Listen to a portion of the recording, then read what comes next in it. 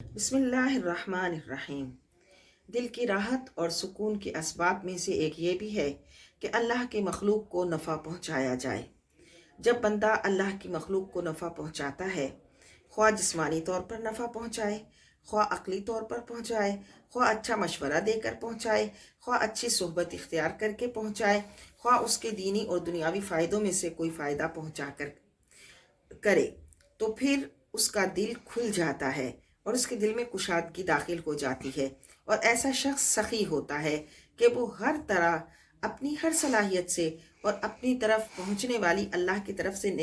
سے جو نعمتیں اس کو ملتی ہیں ان میں وہ اللہ کی مخلوق کا بھی حصہ رکھتا ہے اور ان کے دل کو خوش کرنے اور ان کو نفع پہنچانے کا ارادہ کرتا ہے۔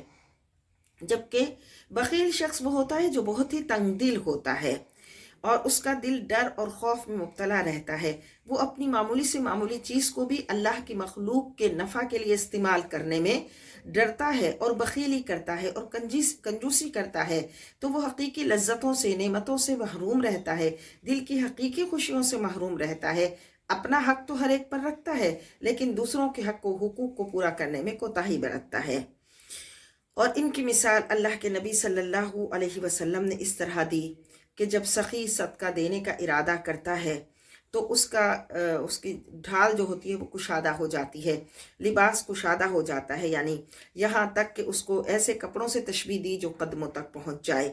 جبکہ جو کنجوس ہوتا ہے، صدقہ دینے میں بھی کنجوسی کرتا ہے، تو اس کو ایسے شخص سے تشبیہ دی کہ اس کا لباس اتنا تنگ ہوا کہ اس کا ہاتھ گردن سے بندھ گیا۔ تو حدیث پاک میں ان دو شخصوں کی مثال دی گئی۔ تو اسی طرح جو آدمی سخاوت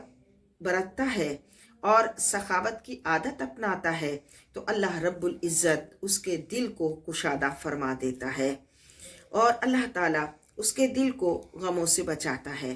جبکہ کنجوس شخص کو نہ محبت کیا جاتا ہے اور نہ ہی وہ مروت والا ہوتا ہے، نہ اس سے محبت کی جاتی ہے اور نہ ہی وہ خود محبت کرنے والا ہوتا ہے۔ تو وہ شخص جو اللہ کی مخلوق کو اپنے مال سے، اپنی جسمانی نفع سے، اپنی رب العزت کی طرف سے دی ہوئی صلاحیتوں سے اللہ کی مخلوق کو نفع پہنچانے کا ارادہ کرے گا، اللہ اس کے دل کو معرفت کا نور بھی عطا فرما دے گا، اس کی نعمتوں میں برکت بھی عطا فرمائے گا اور اس کے دل کو بھی کشادگی اور وسعت عطا فرمائے گا۔ جبکہ بخیل اور کنجوس کا معاملہ اس کے بالکل برعکس ہوگا۔